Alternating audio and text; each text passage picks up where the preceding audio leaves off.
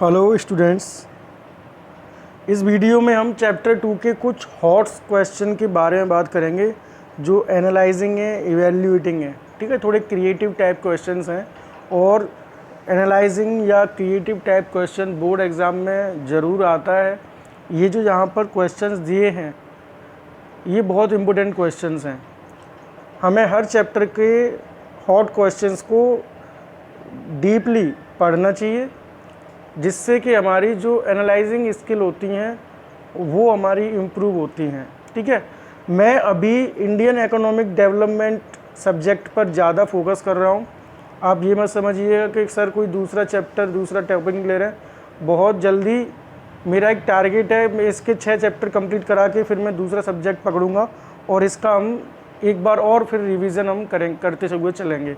ठीक है, तो इस चैप्टर 2 जो हमारा है गोल्स ऑफ प्लानिंग या 5 year plans Indian economic development का, उसके हम क्वेश्चंस को यहाँ पर थोड़ा सा हम समझते हैं। तो पहला क्वेश्चन मैं आपके लिए पढ़ रहा हूँ। इसमें दिया है while the nation had immensely benefited from the green revolution the technology involve was not free from risk. यानी कि देश को ग्रीन रेवोल्यूशन से अच्छे खासे फ़ायदे हुए थे। उसमें जो टेक्नोलॉजी उसमें जो यूज़ हो रही थी वो ऐसी टेक्नोलॉजी नहीं थी बिल्कुल जिसमें कोई भी रिस्क ना हो। तो आपसे ये पूछा गया है कि क्या ये स्टेटमेंट जो दिया गया है क्या ये सही है। ठीक है, गिव वैलिड रीज़न देना है। तो अब आपको एनालाइज करना है कि यानी मेन पॉइंट ये है कि ग्रीन रेवोल्यूशन का बेनिफिट हुआ बट टेक्नोलॉजी में कोई दिक्कत थी जो यूज़ हो रही थी, यानी कि कोई ना कोई रिस्क थी। और स्टेटमेंट में वो कह रहा है कि टेक्नोलॉजी में रिस्क थी, यानी technology was not free from risk. तो आपको सबसे पहले इसका आंसर देना है यस और नो में।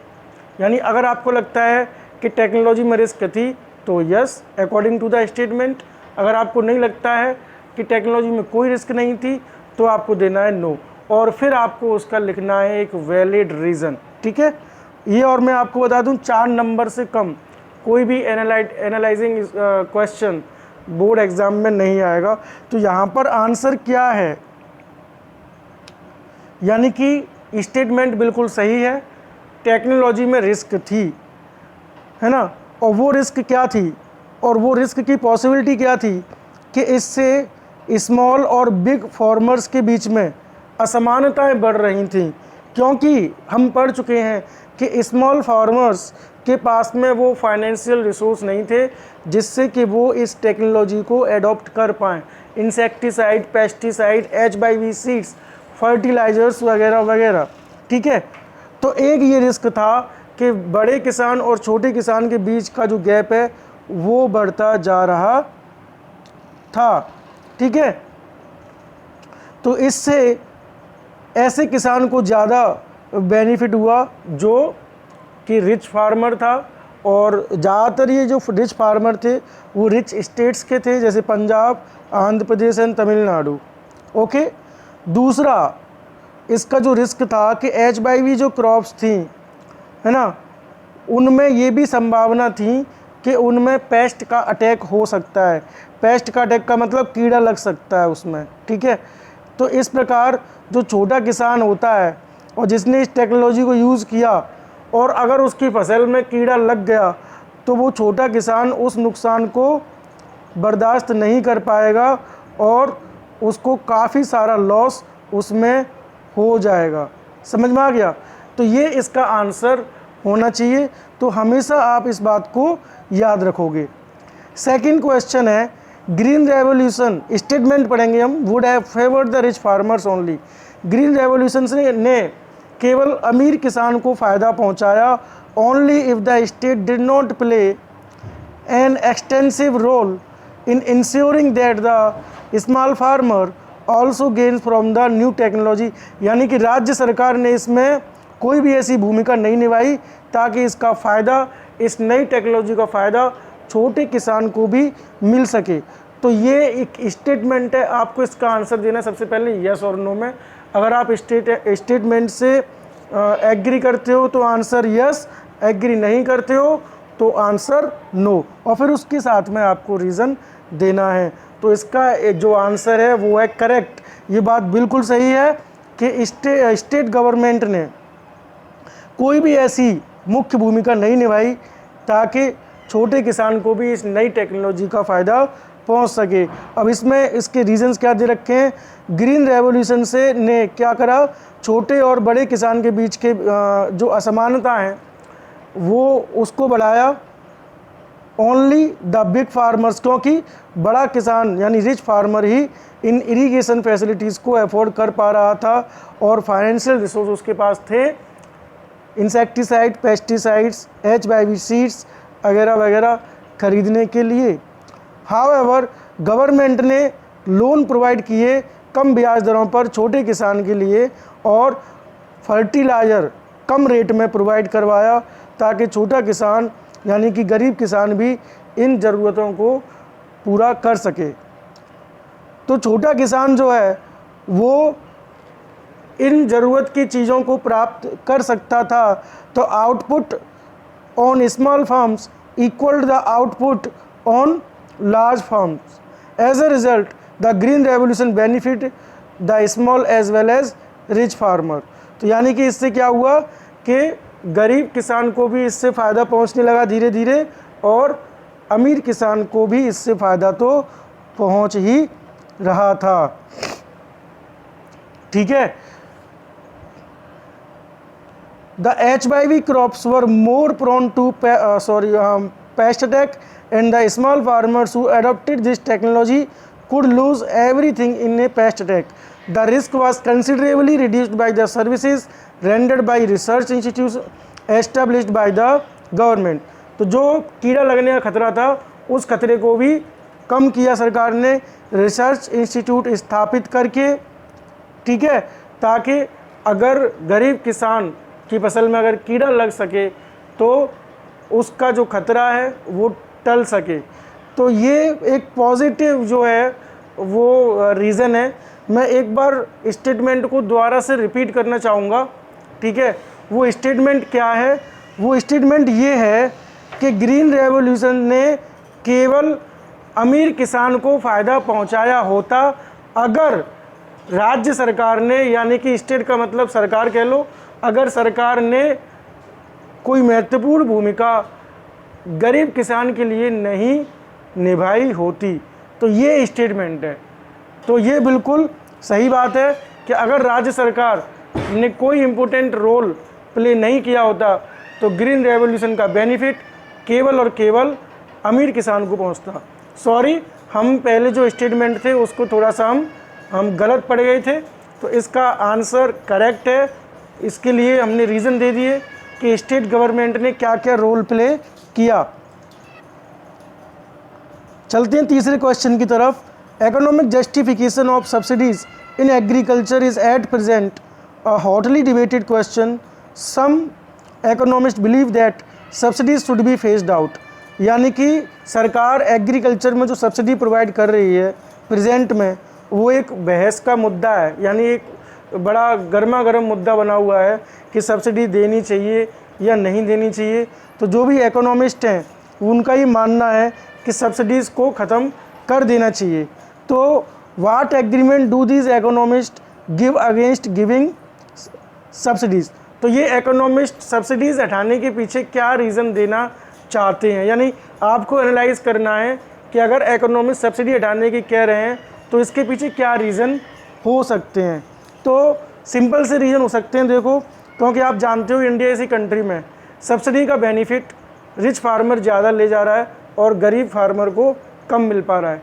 तो सब्सिडी वेस्ट जा रही है बहुत सारी गवर्नमेंट की। तो इस वजह से इकोनॉमिस्ट पहला रीज़न दे रहे हैं कि हमको सब्सिडीज़ को फेस्ड आउट कर देना चाहिए। ठीक है, और क्या क्या रीज़न है उसको हम पढ़ेंगे। शुरू में सब्सिडी देना ज़रूरी था क्योंकि HYV टेक्नोलॉजी नई आई थी। ठीक है, और कोई भी नई टेक्नोलॉजी नए किसान के लिए रिस्की होती है, तो वहाँ पर सब्सिडीज़ बहुत ज़रूरी थी। ठीक है, ताकि वो किसान इस न्यू टेक्नोलॉजी को यूज़ कर सकें। बट एक बार जब टेक्नोलॉजी को लोग समझ गए, ठीक है, उससे प्रॉफिट होने लगा, तो इकोनॉमिस्ट का कहना है कि अब हमको फिर ये सब्सिडी ख़त्म कर देनी चाहिए। तो इसका एक पहला उन्होंने एक वो दिया यहाँ पर पॉइंट इकोनॉमिस्ट ने। दूसरा पॉइंट क्या है, सब्सिडीज़ का मतलब है किसानों को फ़ायदा पहुँचाना, बट इसका बहुत सारा हिस्सा, सब्सिडी का बहुत सारा अमाउंट है ना, फर्टिलाइज़र सब्सिडी का ने क्या करा, फर्टिलाइज़र इंडस्ट्री को भी इससे बेनिफिट पहुंचता है। तो and among farmer subsidy largely benefit the farmers in prosperous reason.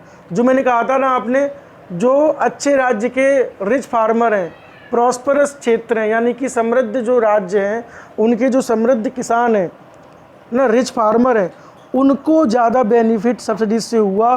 तो यहाँ पर बहस ये हुई कि यहाँ पर फर्टिलाइज़र सब्सिडी को कंटिन्यू करने का कोई सवाल ही नहीं उठता, क्योंकि जहाँ पर इसका बेनिफिट पहुँचना चाहिए था, यानी कि पुअर फार्मर के लिए, वहाँ पर बेनिफिट नहीं पहुँच पा रहा है। तो इसका मतलब ये वेस्टेज जा रहा है पैसा, और गवर्नमेंट के जो भी फाइनेंशियल रिसोर्सेज हैं वहाँ पर एक ये एक्स्ट्रा बर्डन बन चुका है। तो इसलिए हमको सब्सिडीज़ को ख़त्म कर देना चाहिए। तो ये दो आप आर्गूमेंट दे सकते हो सब्सिडीज़ को ख़त्म करने के फेवर में। Fourth question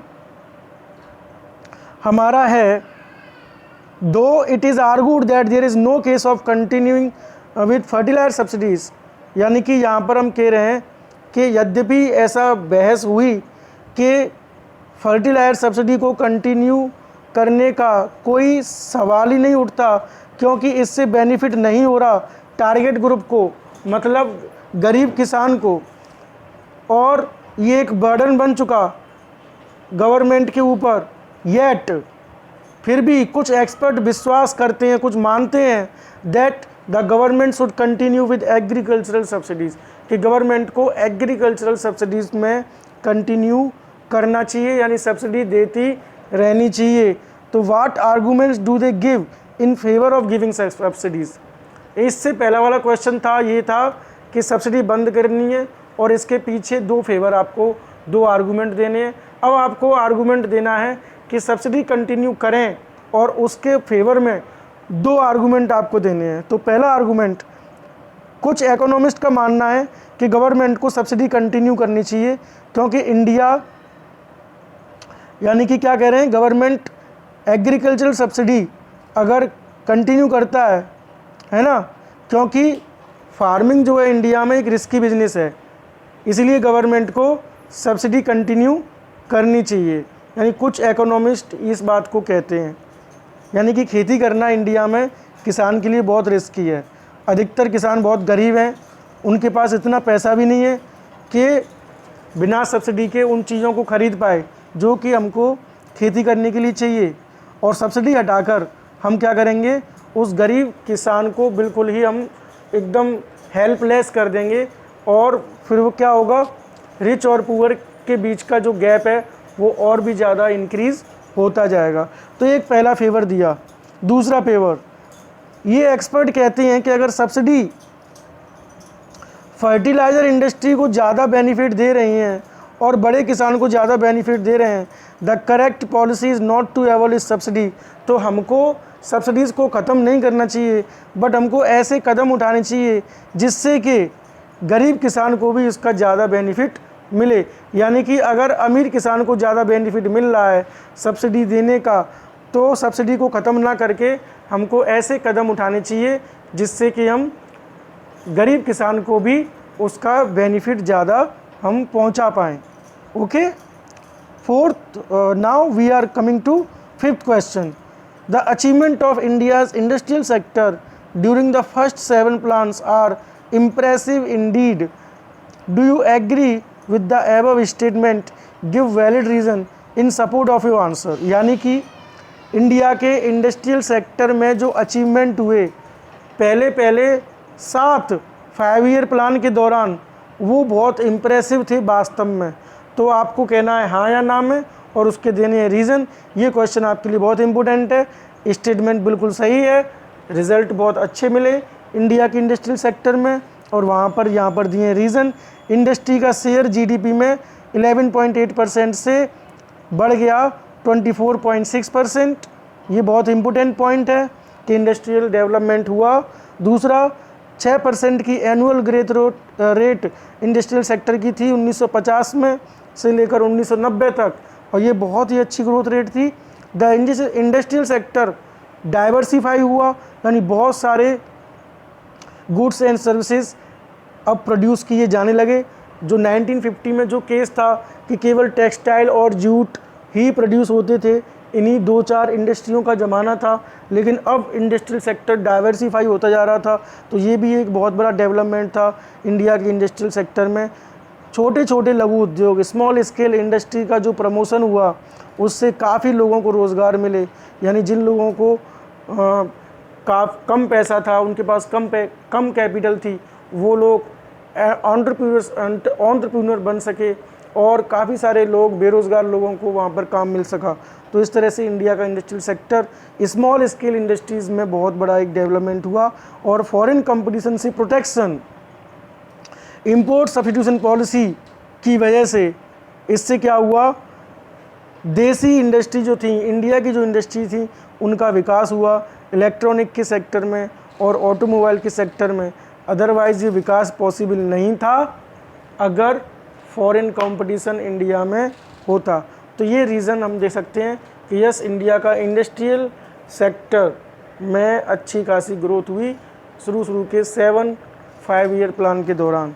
okay, now 6th question is, Indian economy की प्रोग्रेस पहले 7 प्लानों में बहुत अच्छी थी वास्तव में। आपको आंसर देना यस और नो में।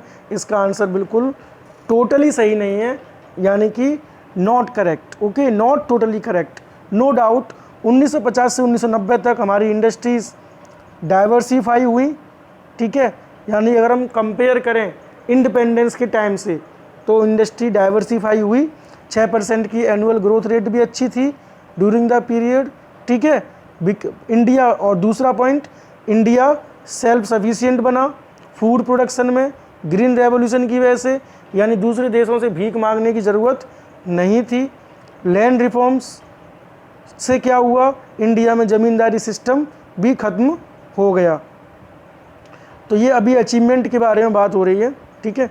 हाउएवर, अब यहाँ से थोड़ा नेगेटिवली जाएंगे।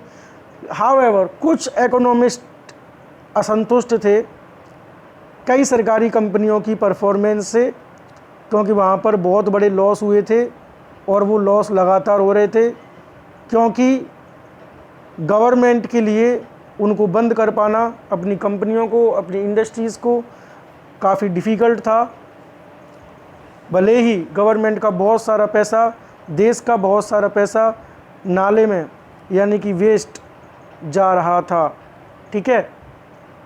तो कुछ विद्वानों ने कहा कि public sector firm should be evaluated on the basis of social welfare and not on the profits they earn. कुछ विद्वान तो ये कहते थे, इस इकोनॉमिस्ट, कि हमको सरकारी कंपनियों को हमको प्रॉफिट के नज़रिए से नहीं देखना चाहिए, बल्कि ये देखना चाहिए कि हमने सोसाइटी में क्या क्या डेवलपमेंट किए, सोसाइटी के लिए हमने क्या क्या वेलफेयर किए, ठीक है। 4th पॉइंट हमें यहाँ पर कहना है कि ज़रूरत से ज़्यादा जो गवर्नमेंट रेगुलेशन थे, जो लाइसेंसिंग सिस्टम था ज़रूरत से ज़्यादा, उससे क्या हुआ, एंटरप्रेन्योरशिप की ग्रोथ नहीं हो पाई, है ना।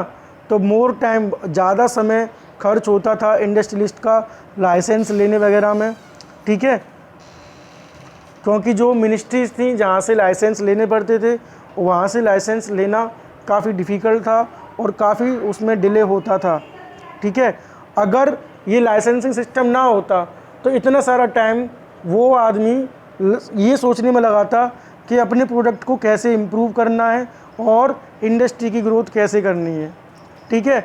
लाइसेंस लेने का जो ज़रूरत थी एक इंडस्ट्री को स्टार्ट करने के लिए, वो बड़े बड़े इंडस्ट्रियल हाउसेस के द्वारा उसका मिसयूज़ भी हो रहा था। बड़े बड़े उद्योगपति को लाइसेंस मिल रहा था नई फर्मों को स्टार्ट करने के लिए, है ना, बट इसीलिए मिल रहा था कि वो नई फर्मों से को एंट्री ना दे पाएँ मार्केट में, यानी कि नई फर्में मार्केट में ना आ पाएँ और उनसे कॉम्पीट ना कर पाएँ, है ना।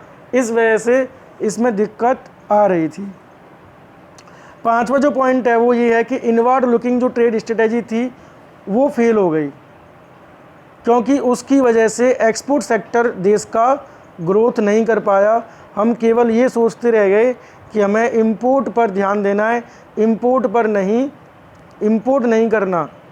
सेल्फ रिलायंस के नाम पर हमारे जो प्रोडक्ट थे वो फॉरेन कंपटीशन से तो प्रोटेक्ट हो गए, बट इससे हमारे वस्तुओं की क्वालिटी इम्प्रूव नहीं हो पाई, क्योंकि क्वालिटी इम्प्रूव जब होती है जब मार्केट में कंपटीशन होता है। प्रोड्यूसर वर अवेयर, यानी प्रोड्यूसर को पता था कि मार्केट, कॉम्पिटिटिव मार्केट कितनी टफ होती है।